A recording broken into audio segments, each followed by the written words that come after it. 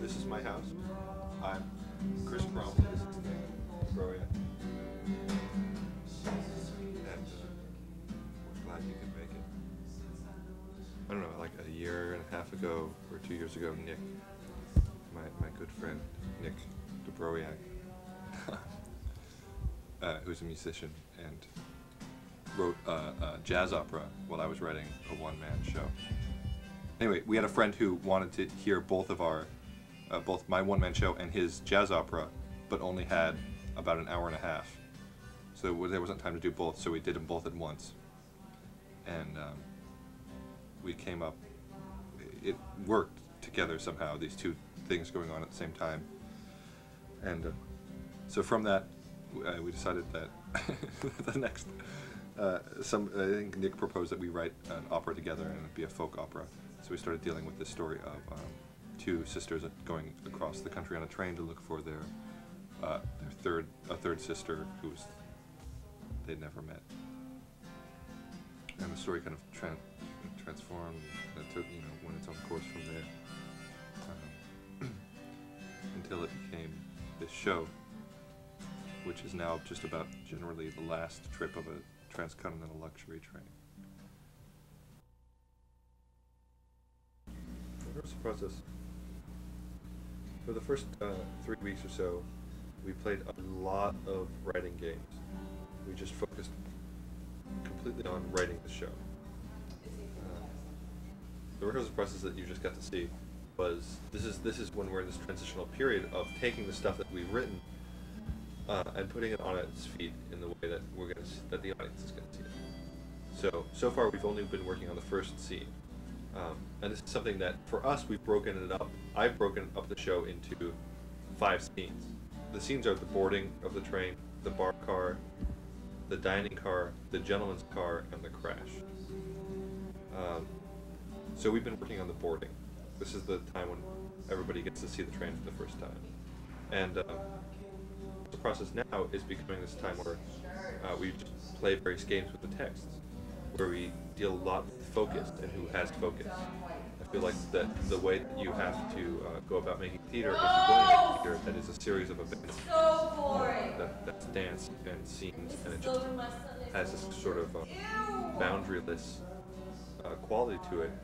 You have to know where the focus is. Your performers have to know where the focus is. Well, I mean, it's important to know that it's a folk opera, and it's all these songs are folk music, and I know a lot of people who are folk singers, and what folk music is just telling your story in the simplest way, the easiest way for people to understand it. And so, I mean, it's a little different in this aspect because normally a folk singer sings their life, and this is from different characters, but it's still just, like tearing everything down and just stripping it down to the simplest thing, like 3 chords and just telling your life story. Planet stars and there's everyone else on this train hopping. Conversation Deep in their own hollows.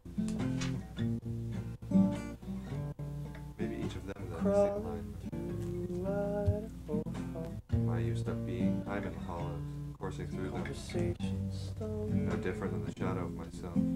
Perhaps it is I who have lived there for years, covered by pools of discarded cigarette boxes, a million moments snap, denying my own existence to the MTA. There is no definite time that it's set in. It's generally set in the present, but as the journey progresses, it takes on a sort of timeless quality. It also takes on the quality, the characters on the train, and the general happenings on the train take on a quality of, I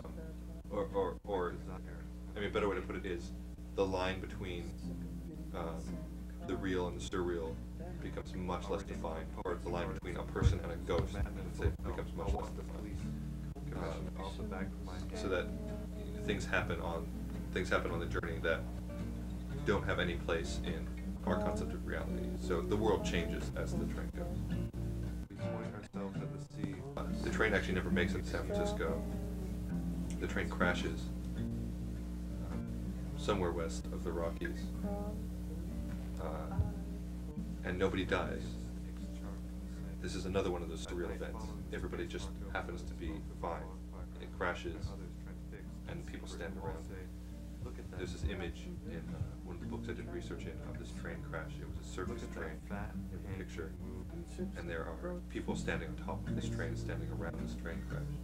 And I feel vacuum. It's a really haunting image. It's an old photograph, and the people look like ghosts. And I know that the waves will never reach that fire my family built.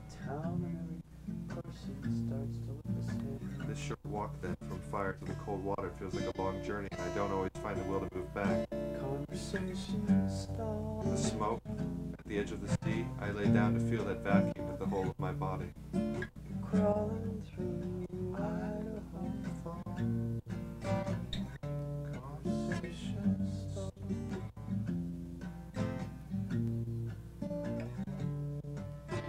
Crawling through Idaho.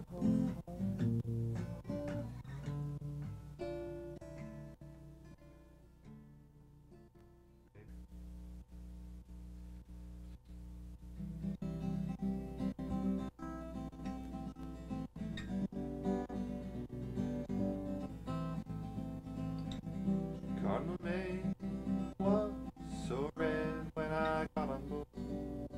I didn't think I'd ever seen something so beautiful, magical. La la la la la la.